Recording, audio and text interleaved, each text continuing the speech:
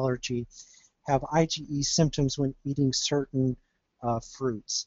And about 10% of patients with fruit allergy seem to have some IgE symptoms when exposed to latex. A lot of this most recently has come to light as to why that is. Many of the proteins are cross-reactive. Some of the microarray data that has recently come out has suggested that HEVB8, one of the proteins that is in latex, will give some of the cross-reactivity that's going on in the patients who are fruit allergic, but they're really not latex allergic, and they don't seem to be at risk with this. And that's been some of the value of the new component testing that's out there. So what are those fruits? I can tell you there's a laundry list of fruits and vegetables that seem to have cross-reactive proteins. This makes sense. What are these proteins? They're really defense enzymes that are protecting the plant from being invaded by fungi and germs, and they're really part of their own immune system. And so there is some redundancy in nature to try and stop fungi from infecting plants. So banana, kiwi, avocado, chestnut appear to be the more common cross-reactive foods that cause clinical symptoms with this. And there have been numerous other ones that are out there that have been reported in the literature and with this. And Mike will touch on that tomorrow night. When the initial analysis of latex was done, there was over 240 peptides found in latex. Specific full allergenic proteins, there was found to be almost 50 of them, and now there's 13 of them that are well characterized as major allergens for this. And what a major allergen for simplistic definition tonight means greater than 50% of the people with latex allergy have IgE against these particular allergens. Two of the first allergens that were identified in Finland and also in our lab were HEVB1 and HEVB3. Others confirmed this as well at the same time in Europe and in the US. And these were unique to patients with spina bifida. And it turns out that these are elongation proteins. They're not really defense proteins per se in terms of fighting off germs from invading the plant. And they are elongation proteins to get the neoprene to cross-link naturally. They're membrane bound. And they're very different proteins, and this suggested to us, since spina bifida seemed to be the diagnosis for the patients who got sensitive to these two allergens, that there was probably a different mechanism of sensitization to those children, especially at a young age, or even as an adult when some of the patients were becoming sensitized. There's probably a slightly different disease for those individuals. So those became all of the priorities for numerous people in this country and in Europe and in Japan and Asia for this, who put out tremendous amounts of information about this.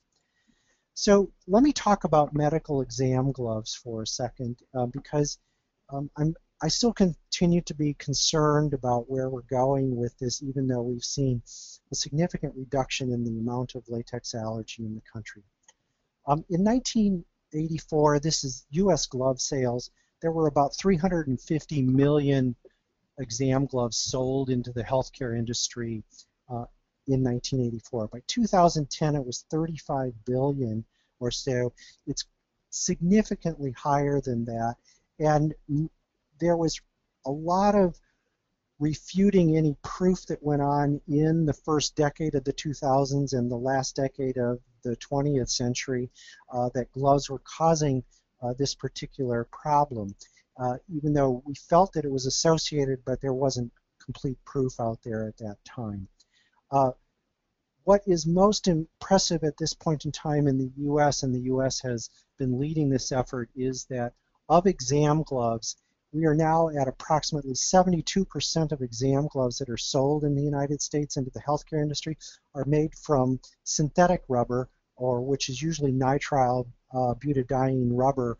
It does not contain these proteins, so that's important. And the actual latex gloves still on the market that are in the healthcare industry, very few of them less than 1 billion of them that are being sold actually have powder on them so are not dispersing allergen into the air, apparently. So why didn't we know it was the gloves? Why couldn't we prove this? And some would dispute that we hadn't proved it, but some of us thought we had, but many of the studies were prevalence studies, and they didn't have a control group, so they weren't followed over time. And many of the population-based incidence studies did not study the same individuals over time. So, for example, if you went into a medical school and tested the freshmen, and you didn't come back and test them again when they were seniors, they tested the freshmen again. And so it was a different group of people looking at the change over time with this. Two very important studies, one out of Canada, one out of Europe, showing that that implicated latex gloves, and an epidemiologist relooked at that information and suggested that proof, unfortunately, had not been obtained to a reasonable degree of certainty, and so some of us felt that there was more study that was necessary at that time for this. So other evidence, and Dr. Henning Almers is in Germany, just a superb physician, allergist, epidemiologist, and he supplied this slide 2 years after they published their data of the incidence of occupational asthma-related claims to latex in Germany. These last 2 points are extensions of their published work for this, and by eliminating powdered gloves, the incidence of occupational asthma claims, which were mandated in Germany, went down to a 7-fold drop here, a 700% drop from where they had peaked in the 1990s. We felt that this was evidence as well that there was gloves, but again, we didn't have this particular proof. So we set out with the Center for Disease Control and NIOSH to try and prove this, and two very near and dear hospitals to my heart took a stand. Their CEOs stood up for this, and the surgeons in chief and the pediatricians and physicians in chief and medical people in those hospitals stood up and said, we are going to eliminate certain exposures, but we're going to make sure we have a control group to prove that this has gone on. So we followed the same patients for up to 5 years, and I won't call them patients, we'll call them subjects because they were healthcare workers. They had serial skin and serologic testing. The skin testing that was done was the same protocol under IND from FDA, which is Bob Hamilton and Franklin Atkinson's protocol that was for the multi-center skin test study, and they kindly allowed us to borrow the use of that IND as well as FDA approving that for us to do skin testing at that time, despite having no reagent available for this. And all of these IRBs had to approve this every year. So all of the skin patients, or subjects, excuse me, were skin tested serially with latex. We used Clone 600, and there were 3 serologic assays done on each patient every time that they were tested. And the hospitals actually allowed us to test their workers while they were at work. So we actually went up to each of the units and tested the individuals for that. Now, because we enrolled so many people, we had to test everybody twice before we did a glove intervention to see what the rate of change was over that particular year. So 90% of the glove use in the hospital was exam gloves, which is the case across every hospital in the country of the U.S. 10% turn out to be surgeon's gloves. And there was evidence of latex aeroallergen in both hospitals.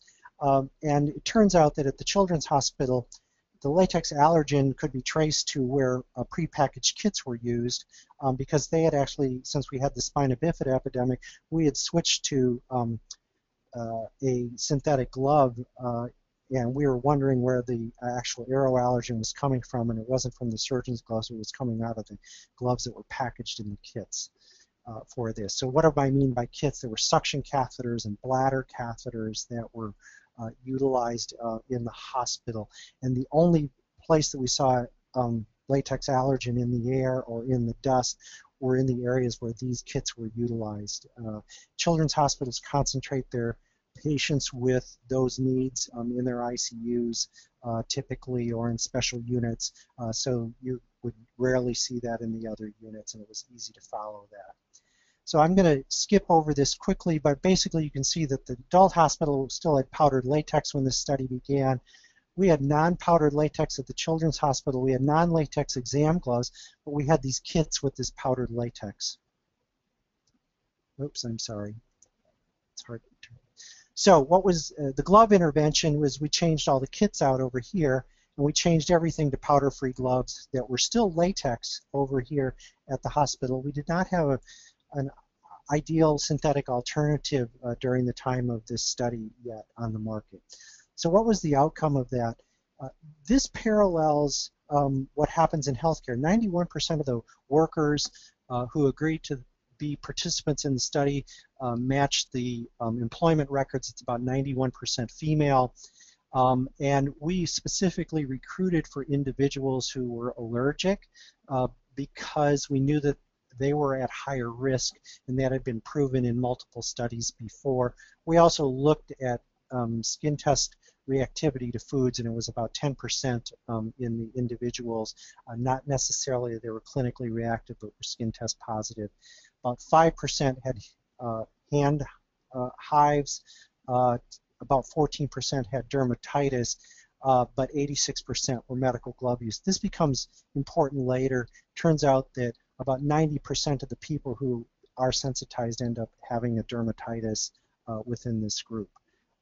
So this is a difference between the hospital, but is relatively not important. So turns out that 282 subjects lasted through 2 skin tests, an additional, at minimum, an additional 94 plus those 282 through year 2, 149 made it for 3 full years, and a 280 made it through this. So we did actually in duplicate 2,037 skin tests here, and I'm happy to report that there were no severe adverse reactions to that skin test, and there was no evidence that the skin test sensitized anyone. At the beginning of the study, and this is what we needed to know, what was the baseline sensitization? The sensitization was actually higher at the Children's Hospital, and that in retrospect made sense because there was no aeroallergen except in some select places, so these people were unaware that they were clinically having problems, except for when they were exposed to it, they would have a problem, but they could avoid it, and so they actually worked within that environment. Now, there's not a significant difference between that, but we were surprised at this initially. So everybody who ended up in the study, we started out with 800 subjects, but by the time we got to at least 2 to 4 skin tests, so this is 2 to 4 years of individuals, we ended up with 523 individuals with that. We defined the pre-time before the glove change and then the time after, where we followed them for up to 3 years for that. So these were the results. During this phase where we were just following the healthcare workers, 7 individuals who were skin test negative converted to skin test positive, and that's seen here, and it's in red for that's bad. And those who were skin test positive already, of those 18 and 22 at the house, none of them reverted to a negative skin test during the pre-intervention phase. This is 6,644 months of exposure. We then had 15,807 exposure months after that when we made the glove changes. And these are the results. We had 0 subjects convert to being latex allergic, and we had 1 individual convert to latex allergic at this time. We believe this is probably because of the way we did the definition, and I'll explain. You can't change the gloves out all at once in a hospital. You had to change the gloves over a 4-month period of time, and because this person fell into the time that we predetermined, they probably were sensitized beforehand, but we just couldn't prove that. But that data is the data. And 1 out of 466 is bad, but it's different than 7 out of 445. The next result was surprising, though. Those individuals who were already skin test positive, 1/4 of them, 25% of them, lost their sensitization when we stopped their exposure. So these are some of the statistics. Post-intervention to pre-intervention, there was 1 conversion in every 79 skin test workers per year of work. And there was, after the intervention, there was 1 out of every 1,317 workers per year, or conversions every 1,317 workers, excuse me, per year of work. That is a marked difference in this, and this has been felt to be completely conclusive that the exam gloves, the powdered exam gloves, resulted in a 16.67-fold increased rate of sensitization, that we had finally achieved what we knew back in the early 1990s, that the gloves were the source of this sensitization. And this is really, I think, important, and hope for those people who are already sensitized out there, is that they may not be sensitive any longer after stopping exposure. They may lose their sensitivity. That does not mean that an individual can go back and use latex. It just means they may be safer if they contact it at that time. We don't know that they wouldn't start to develop IgE antibody again if we re-expose them. And that was 25% of those individuals who lost their evidence of sensitization from this. So we concluded that a non-powdered latex exam glove environment was best at that time, but I still will note that we still had that 1 conversion at that time. Shortly after this, or around the time of this, a couple of leading institutions in the United States, the Cleveland Clinic and Johns Hopkins, made it public that they were actually going to eliminate natural rubber latex gloves and try and go to synthetic gloves in the country, and that may be what's best, and the industry has started to convert to that. I want to tell you one other story to this, though, and it turns out that once you became skin test positive as a healthcare worker, you would expect you'd go to the occupational health program and you would continue to work and we would accommodate you. They just spontaneously left work at a rate of 34%. So 1 out of 3 of them left the hospitals, where those who were skin test negative, the turnover rate was about 13%. This is typical of a healthcare institution in terms of you have workers turning over.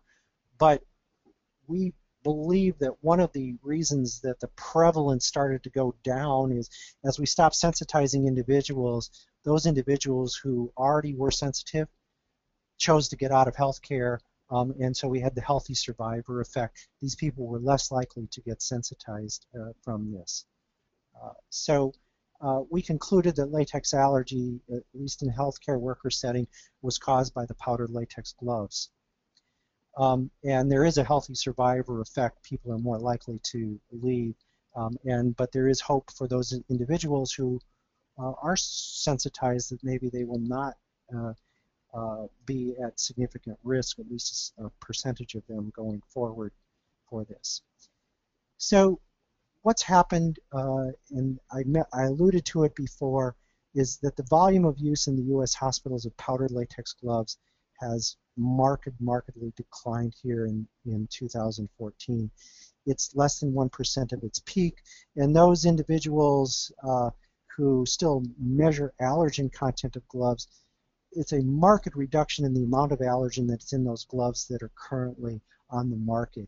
And the allergy community, the physicians who are trying to make this diagnosis, where we were seeing 3 to 5 new patients a week in our clinic with this, we rarely see new patients, and that's good. However, what's the problem that I'm still worried about, and I know that some of the people that are listening to this may still be, the gloves have not completely changed in the consumer setting. So when you go to the store where they sell boxes of 100 latex gloves for food service or for painting or for whatever, the consumer, it will say it has latex on it and it'll say it's powdered, but and it has a warning on it, but it may not mean much to those individuals who are unfamiliar with this particular problem. And so we know that this disease has started to disappear, relatively speaking, compared to what we saw before. And I know the people who are on the here, there may be a number of you who have latex allergy. You're wondering who those people are, but we just have not seen as many new patients, thankfully, for this. Disability claims appear to have virtually disappeared for this. We have successfully returned a number of workers to environments at their previous work for this. And latex precautions have become markedly easier to implement for the patients at risk. If you come into a hospital relative to latex precautions, because we don't have to really worry about this first case of the day where we have gone to the powder-free environment, you can tell the physicians, the anesthesiologists, that you're latex allergic, for those of you who have that problem, and they can safely do your case because they have the materials to substitute for this, and the airborne environment does not seem to be the risk that it was before. This is really good news for everyone in my estimation. So what are those latex precautions? We still don't want direct contact of skin or mucosal surfaces with dipped rubber products. We don't want powdered latex gloves around. We recommend non-latex exam gloves in industries that use gloves, and this is there's not an official recommendation. This is a Kevin Kelly recommendation. I would like us to get to the point where we're using a safer glove for those individuals who are unaware of the risk of this. And since 30% or so of the public is an allergic public, but they're allergic to pollens and other things, they may be at risk if they're using these frequently. We really shouldn't be using these powder dip products in healthcare facilities at all, and we don't worry about this first case of the day. For the children with spina bifida, there's evidence out of a number of centers that by avoiding latex completely since birth, most of the children are no longer being sensitized to latex as well, and that's great news for that population. They still should be on latex precautions along the way. So why did this occur? We believe that we had probably universal standard precautions.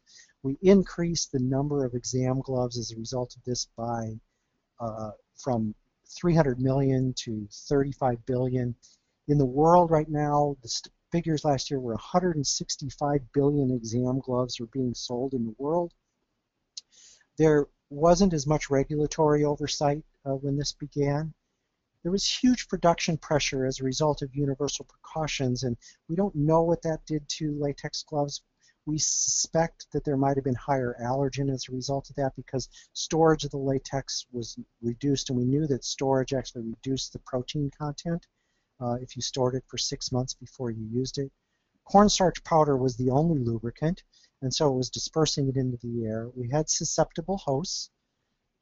We didn't identify that it was exam gloves. We were concentrating on all the gloves, and unfortunately we were concentrating on all the 40,000 rubber products when we could have stayed with just the dip product. And it took a long time for science and manufacturing to catch up to this. And I'll tell you, there were a lot of medical personnel resistant to this change because they liked the technology of the gloves they were using. And honestly, the industry had to go through huge changes to make a comparative product to the natural product. But they have done an amazing job now, many decades later with this. And so what are we seeing? I think the science, the advocacy, the patients who are out there, the industry cooperation has been tremendous here in the last 10 years. Education, litigation became involved with this, and I'm not going to talk about that tonight. It probably helped push some of this along. Government and academic partnerships became very key in this across Europe, across Japan, in Asia, and in the United States. Healthcare institutional leadership, people who stood up as CEOs, people who stood up as leaders and made those changes. And NIOSH and CDC, with the public health implementation of this, became really important in this, and really continued observation and recognition of this. We have hoped it has gotten near to elimination of new patients having latex allergy. We know it's not completely the case. And here I was feeling very happy. I'd made this talk. I was on vacation last week. I was up in the Teton Mountains, and I went to a harvest festival, and there sitting on the table where they were distributing food was a box of latex powdered food service gloves that the individuals who were handing out cookies and other things were still using. And so we still have some work to do. We still have some vigilance that we have to work on in this. We aren't done yet for this completely. I do want to thank many special people I worked with over the years. I'll start in the right lower corner. My patients taught me a lot about this. Some of them are online tonight. I know that for certain, and I want to thank them for pushing me to try and be helpful here. These 5 people were instrumental in the institution that I worked in, helping me along the way. The rest of these individuals, some of them are also online tonight. These are people from all over the world that I've had the honor of working with, from government agencies to research agencies, from the group from Finland, the group from Germany, here from the Malaysian Rubber Research Institute, from Cleveland Clinic, from Tokyo Children's Hospital, from CDC and NIOSH in Canada, and Milt Gold, who published one of the most important articles on this, who sadly passed away recently. My colleagues at Johns Hopkins here and at DC and now in South Carolina, I'm sorry, in Georgia, Dennis Owenby and others. I can't talk about all of them, but this is an incredible group of people, so I want to thank them before I conclude and take questions. So thank you very much. Thank you, Dr. Kelly. We do have several questions in the queue, so we will address those at this time. The first question is in regard to eating food prepared with latex gloves. Can you speak to the risk of exposure? Yes, and I do believe that there's probably still risk to some individuals. There's well-documented case reports of transfer of latex allergen to food by food workers that have caused some reactions in individuals, and that's been reported in the medical literature. We don't know the extent of that particular risk. What I recommend to our patients is that if you're going to eat at a place like a restaurant or hotel or whatever, that you make contact with the people who administrate the restaurant or the other things and see if they're using powdered latex gloves or not. Many have switched away from this and gone to nitrile or other materials. And we still think that much of the transfer is coming from powdered gloves, but I haven't seen any recent reports. That doesn't mean they don't exist just because I haven't seen them, of non-powdered gloves transferring allergen. We know that it happens. Most of the individuals will have mouth symptoms when they ingest the food that has been touched by this first, and so it'll be a warning. Their tongue will get itchy with this. But there have been some severe reactions, so I also tell people that if they're allergic to latex, they should carry their epinephrine with them when they're going out to the restaurant, just in case there's an accident associated with this. Thankfully, some of the work by the ALA, American Latex Allergy Association, and others, we see government things such as when you go to the airport, the TSA people are all using synthetic gloves now, and that's a much safer way than it was before. Great. Thank you for that response, Dr. Kelly. On that same note, one of your allergy colleagues asked if you would please speak to the glove wear test as a way to make a diagnosis in the event of a negative immunocap. So there was a tremendous amount of literature early on when we had a negative test. We found that the sensitivity in a not, so let me step back before I fumble over my words here. So if you take a high-risk population of healthcare workers who are exposed to powdered latex gloves, the immunocap and other serologic assays were very helpful. If you take a group that is not at risk, and there's rare latex allergy, it turns out that you get more false positive tests than you do false negatives. However, we still are seeing significant false negatives with the serologic assay, and people have used a glove wear test. The glove wear test was part of the Clone 600 piece, and it was part of the Finland group's standard work, where they would prick through a latex glove. They would soak the glove or a 1 by 1 centimeter latex piece, and they would prick through that and see if they would get a high. Anecdotally, there may be some risk of anaphylaxis. If you look back at that one slide, as when we finished this, I said there's about a 3 to 4-fold reduction in the amount of allergen in the gloves in terms of log titer. We don't know what to do a use test with because we don't have a standard gloves that's highly allergenic any longer. And so we still may see a negative test, and there's no big controlled studies that I'm aware of that will show this. It may be helpful to do this, but a negative test there doesn't confirm this. I think the medical history of if I get urticaria when I wear gloves at work or somewhere else is still a better test than even that use test knowing what's on the market. But I don't have data to support that. I just know the gloves are different today, and I don't know what we'll be testing with when we do those use tests. Okay, thank you for that, Dr. Kelly.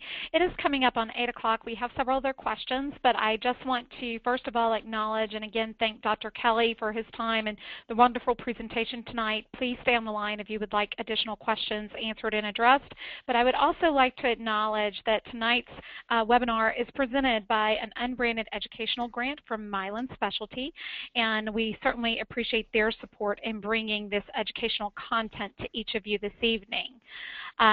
So the next question is, I was diagnosed with a latex allergy about 10 years ago, but have started to react to foods. Corn, wheat, shellfish, peanuts, and walnuts are now all positive on a blood test.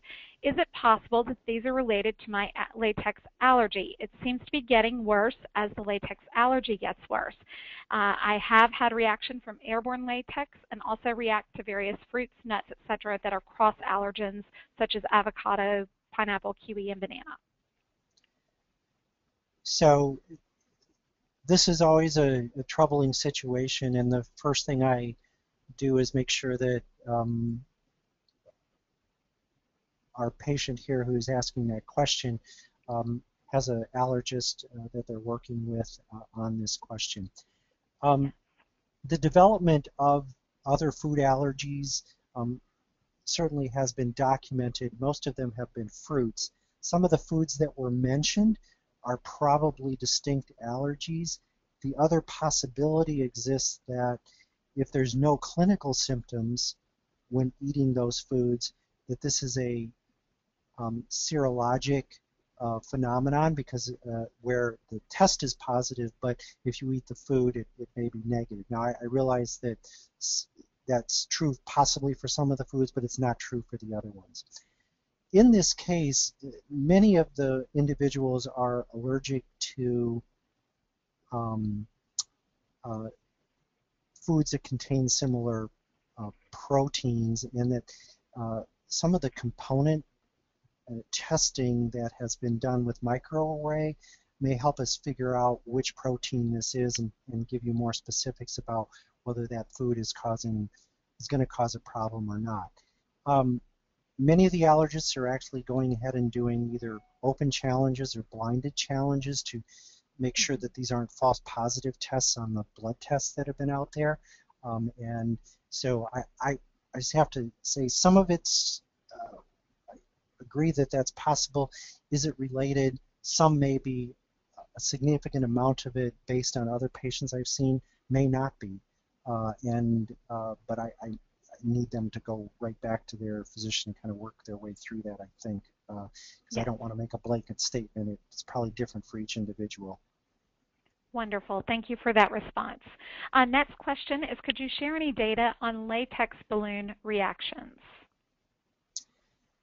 So I don't have data, but I can tell you that latex balloons are basically made the same way as a latex glove is made, and the lubricant on some of the latex balloons turned out to be cornstarch powder, and so that continued to be a risk for individuals as another product besides a glove for this. So I will find that still some healthcare facilities have done a great job with changing the gloves, but they're still letting powdered latex balloons into the hospital because they're just not aware of it still, and so these are, I think there's still a risk. Do I have data to say this other than individual reports from individual patients and some reports in the literature that people reacted to this? I don't think there's a huge study to that, but I do believe that there was still some risk associated with them, or at least I believe that. Yes, thank you. Next question, why have dentists not taken the precautions of using non-latex gloves, especially since they are in direct contact with mucosa?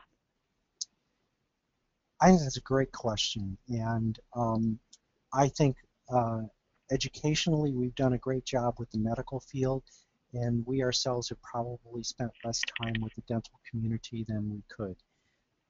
And some of this is just we've had a reduction in the number of patients with this, and so it hasn't been necessary, or the dentists haven't seen it as necessary. However, personally, I go to a dentist who doesn't use latex gloves. There are a number of them out there, and who are educated about this very well. And it's just that it just hasn't reached that education threshold.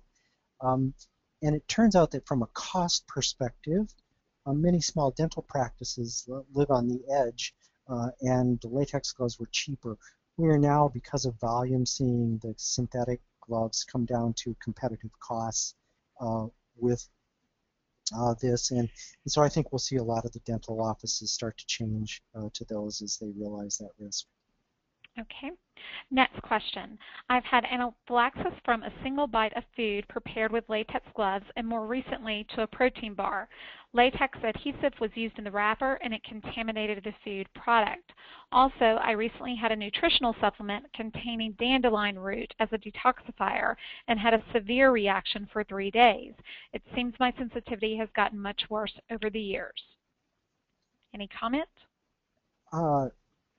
Again, I'm always careful to send you back to your allergist. This is the first dandelion root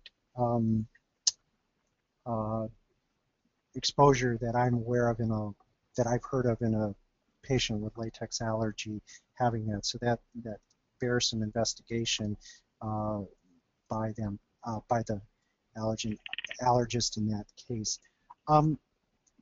We've had I think we have mixed information as to the adhesive piece of this, and how risky are the adhesives. And clearly, if there happened to be a latex protein that touched a mucosal membrane, that's a risk. And if the adhesive was on there, I suppose that is a risk. It turns out, just from a practical office diagnostic point of view, it's really hard to figure out whether it was the adhesive or how the material was wrapped beforehand, and because I don't know specifically what the companies do. So I think there are others who have seen adhesives cause a direct problem when they touch mucous membranes when they have latex in the adhesive. We certainly saw in the original spina bifida patients that I described to you that the adhesive caused local urticaria in some of the bandages in those individuals. It was part of their history way back in the early 90s. So we do know that adhesive has latex in it, and it certainly contains some of the rubber, but the rubber proteins in this. But it's a tough one over the basically, to me, it's the phone. I'm on the phone here, so Yes. how to answer that question. But other than to make sure we're going back to the doctor and doing this. But and we have some awareness to do. I would like to Sure. do that. So Yeah, I was just going to maybe I follow better up move that on. we Yeah. did get an additional comment from that question asker, Yep.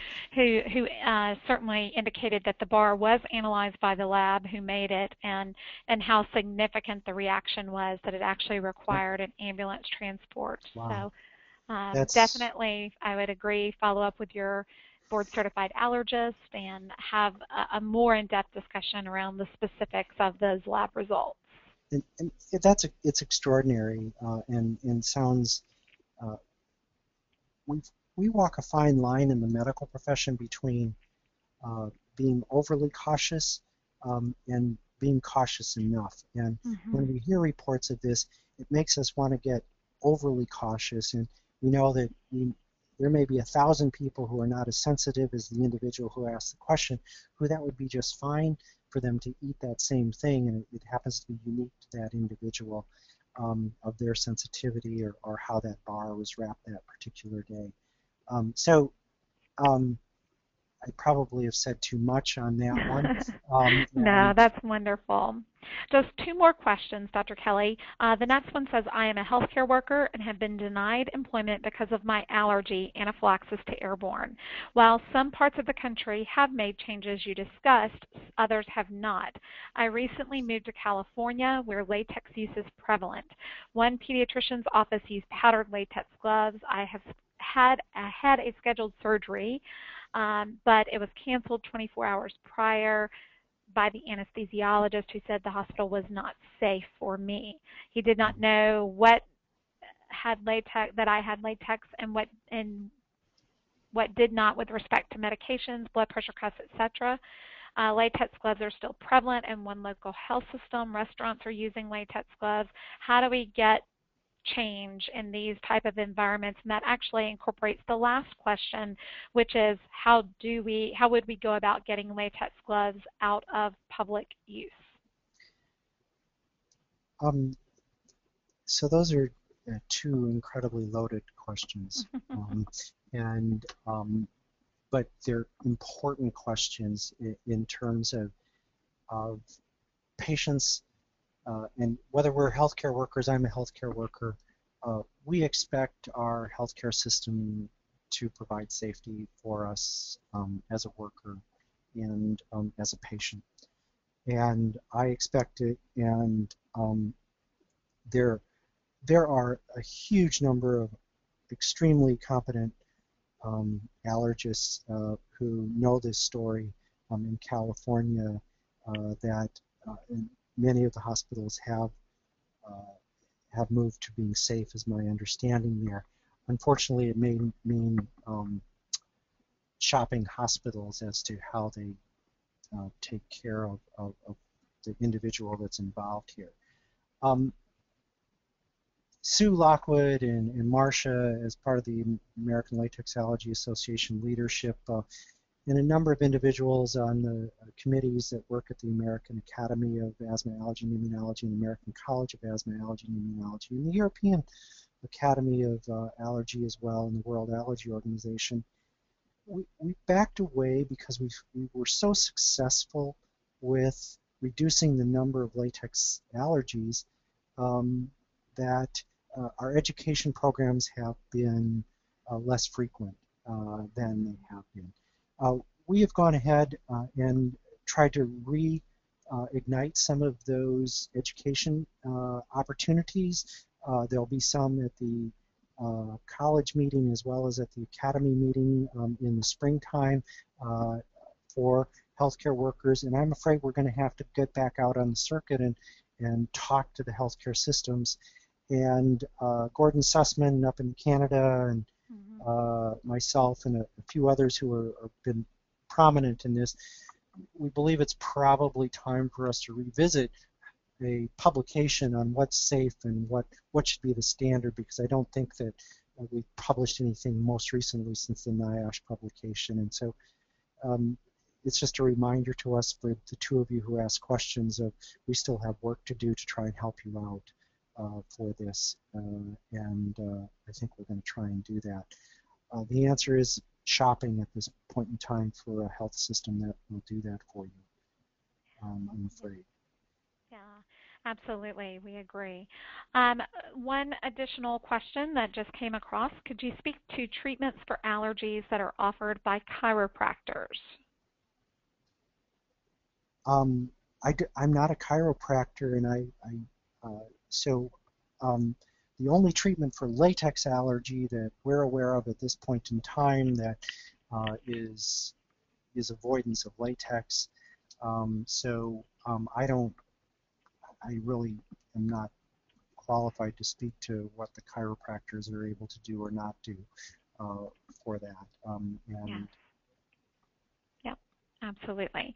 So with that, Dr. Kelly, again, I would just like to say thank you for your time this evening, for all of the wealth of information that you provided to us. I as well, on behalf of Allergy and Asthma Network, but also Sue Lockwood and Marcia Smith on behalf of the American Latex Allergy Association, truly appreciate all the work that you've done for our community in this particular space.